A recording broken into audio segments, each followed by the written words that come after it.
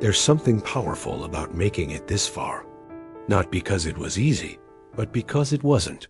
You kept walking, even when the path disappeared beneath your feet. You kept breathing through storms that tried to suffocate you. And you stayed. That alone is strength. You start to see patterns. Not of failure, but of formation. Every time life broke you, it was shaping you. Like a sculptor removing pieces of stone that didn't belong. Pain wasn't the punishment. It was the tool. You remember a moment when everything in you screamed to quit. When your hands trembled, your voice cracked, and your heart sank. But something deeper held you up. Something unexplainable. Maybe it was faith. Maybe it was grace. You begin to see that not all progress looks like movement. Sometimes it's stillness. Sometimes it's surviving one more day. And that, too, is holy. Because when you stay still with pain long enough, it begins to speak. And its words transform you. The voices that told you to give up, they're quieter now. Not because they stopped, but because you stopped listening. You built new voices, louder ones, voices of truth. And those voices remind you, you were made for more than fear. There is a turning point, subtle but sacred. A moment when you stop seeing yourself as a failure and start seeing yourself as becoming. Not perfect, not finished, but becoming. That shift changes how you carry yourself through the world. You revisit the moments you once tried to erase. But now, you see them as chapters in a much larger story. Not mistakes, but milestones. Not shame, but shaping. The very things that once made you feel small now become markers of your depth. You begin to walk differently, with a quiet kind of confidence. The kind that doesn't need to be seen, because it is rooted in truth. You no longer need to prove anything. You're here. And that is enough. The world didn't give you this strength. The world gave you the fire, but the strength, that came from how you responded to it. That came from what you built when no one was watching, from what you refused to let die. And now, a new question rises, not, why did I fail? But, what will I do with what I've learned?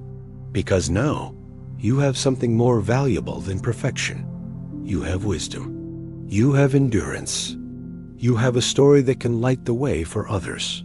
And to you, who has stayed with this story until now, thank you. Truly, your presence here means you carry something within you that refuses to quit. And the best part? What comes next will be even deeper. There is a silence that follows failure. A silence deeper than words, where the world seems to pause and look away. You stand alone in that stillness, surrounded by pieces of what used to be plans, hopes, and dreams. And in that moment, it's easy to believe it's over. But what if it's not? What if that silence isn't the end, but the space where something new begins to grow?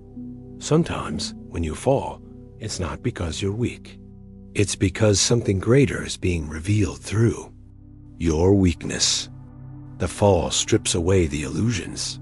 It breaks what was too fragile to last. And there, in the ruins, you start to see the truth you were too busy to notice before. Failure has a voice, quiet, persistent. It doesn't shout like success. It whispers. And those whispers hold the secrets to your strength. If you listen, you begin to hear it say, "You're still here." And that matters more than you know. You look at your reflection, not with pride or shame, but with honesty. What stares back is not broken, it's real. It's the version of you that's been through fire and hasn't turned to ash. And that changes something. That changes everything. There's a strange kind of beauty in broken things. Cracks that let light in, scars that prove you fought, moments that didn't go as planned, but shaped who you are becoming. You start to realize, maybe this was the only way, not in the darkest hours. It's not motivation that saves you. It's remembrance. You remember that pain doesn't erase purpose. That your path doesn't end just because you can't see where it leads.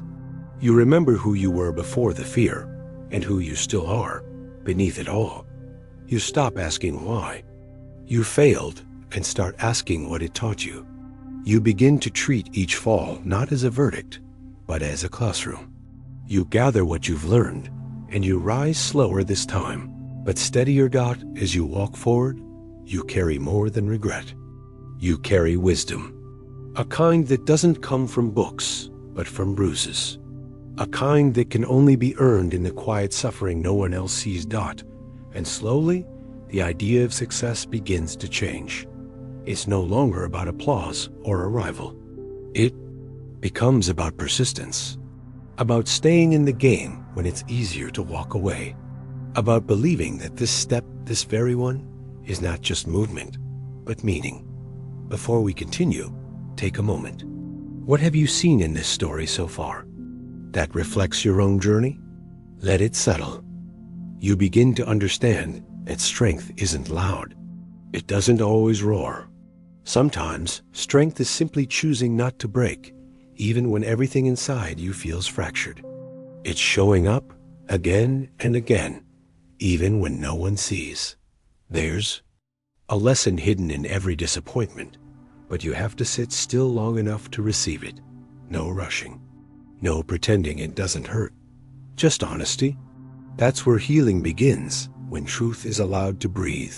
Your definition of success keeps evolving. It's no longer about reaching a finish line. It's about walking with integrity, even when the reward is invisible. It's about being proud of who you are becoming in the process, not just what you accomplish. You look back on the times you fell and realize something strange. You never rose alone. Whether it was the quiet strength of faith, the hand of a friend, or a whisper from God himself, there was always something greater holding you. You stop measuring your worth by what you produce. You are not your results. You are not your failures. You are the one who endured them, who felt the full weight of them, and still kept going. There's a sacredness in failure that no one talks about. It humbles you. It softens you. It makes you less quick to judge others and more willing to offer grace. Because now you know how much one kind word can matter in someone's darkest hour. You begin to embrace uncertainty, not because you enjoy it, but because you see its purpose. Growth lives in the unknown, in the tension, in the space between what was and what will be. The nights are still long, but they no longer consume you. You've learned to bring your own light into the darkness, a light built from truth, memory, and quiet hope. The kind of light that doesn't flicker when the wind rises. You don't chase peace anymore. You carry it, not as a feeling, but as a decision. Peace is no longer about circumstances aligning. It's about the posture of your heart, about choosing to believe that even here, even now, you are being led. You realize that the path you feared most was the one that shaped you the deepest. The one you prayed would go away was the very one that brought you to this moment. And though it hurt, though it broke you open, it also made you real. You no longer rush the process. You've learned that everything meaningful takes time. Growth is not a race. It's a quiet unfolding, like seasons changing gradually, faithfully, without needing to be seen. That you see now how far you've come. Not just in distance, but in depth.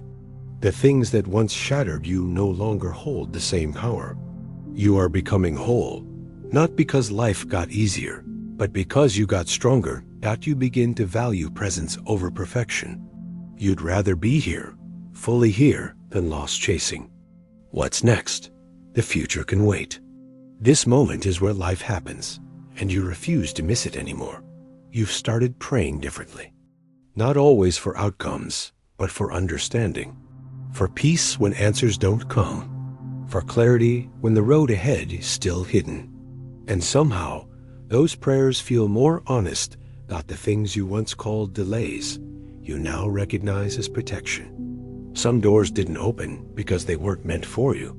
And you're grateful now for the no's, the pauses, the redirections. You feel joy again. Not the loud kind, but the steady kind. The kind that rises slowly, unexpectedly, like light through the cracks of a dark room. A joy that doesn't need a reason, it just exists. You begin to teach others not with words, but with how you live. Your resilience speaks. Your peace calms. Your story becomes a lighthouse for those still lost in the fog. You've let go of needing everything to make sense. Some things won't, and that's okay.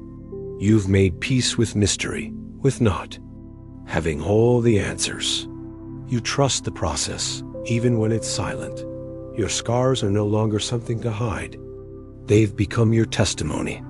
Proof that what tried to destroy you failed. That even in pieces, you carried on. That even wounded, you kept building. And now, when someone else falls, you no longer look away. You sit with them in the dirt, without judgment, because you remember. And that memory makes you kind. And that kindness is the real evidence of your healing. There's a kind of freedom in no longer needing to impress anyone. You've walked through enough storms to know whose voice truly matters. You stop performing and start living. Honestly, quietly, fully. You begin to see beauty where others don't. In the small victories. In the silent progress. In the simple fact that you're still here, still growing, still choosing hope when despair would be easier. You're no longer waiting for permission.